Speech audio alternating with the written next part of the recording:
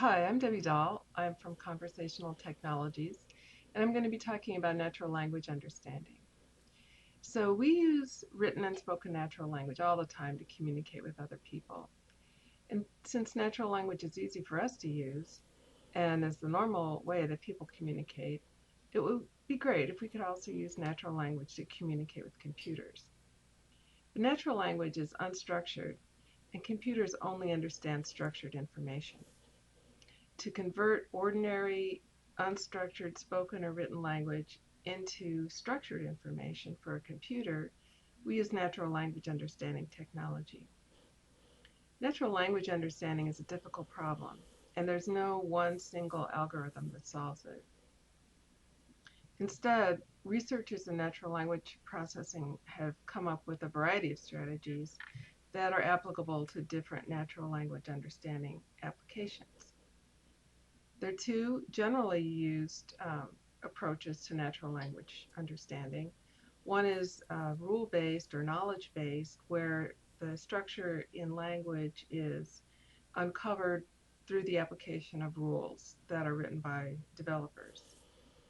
The second commonly used approach is a statistical approach that compares a new piece of language to the known meanings of other previously encountered texts.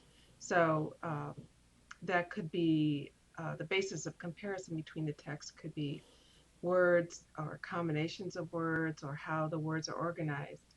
There are many, many different strategies for comparing text to decide if the meaning is correct. And of course, you can also have combinations of these different types of strategies. So once the natural language has been processed and we want to put it into a structured format that a computer could do something with, we'd like to have a way to do that. And there's a standard for this. It was developed by the World Wide Web Consortium, and it's called EMMA, which stands for Extensible Multimodal Annotation. And of course, it's also possible to represent the structure of a language in any kind of a proprietary format that works. But a standard is useful because it makes it much easier to build a backend that takes the structure and then does something useful with it. As an example, let's look at a simple application for making a shopping list that uses the wit.ai natural language system and Google speech recognition. So let's say I'm making my shopping list and I want to add something. I need, let's see, people will be here for brunch, so let's see, how about let's put 2 quarts of orange juice on the shopping list.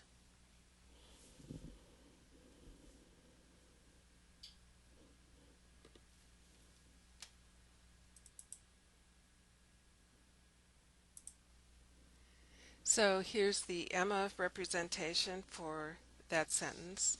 And we can see that the meaning has been captured by a set of key value pairs, which are called entities.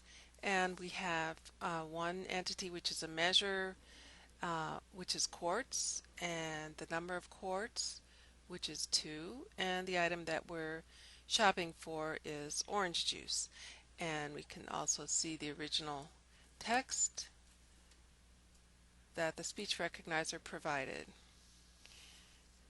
So what can we do with this? The next step is really beyond natural language processing. It's really action.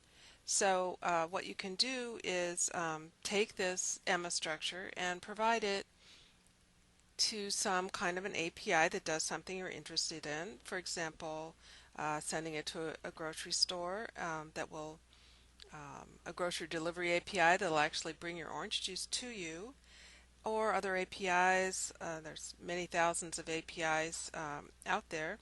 It could be used to get information like local business information, or sports scores, weather, or really many, many different types of information. Or it could be sent to an API that actually controls things as part of the Internet of Things. or controls a robot or many other kinds of applications, and the range of possibilities is really limited. It's really limited only by the imagination. So thank you for your attention. I hope you explore a little bit more with natural language processing. It's a very interesting and exciting field that's really starting to take off.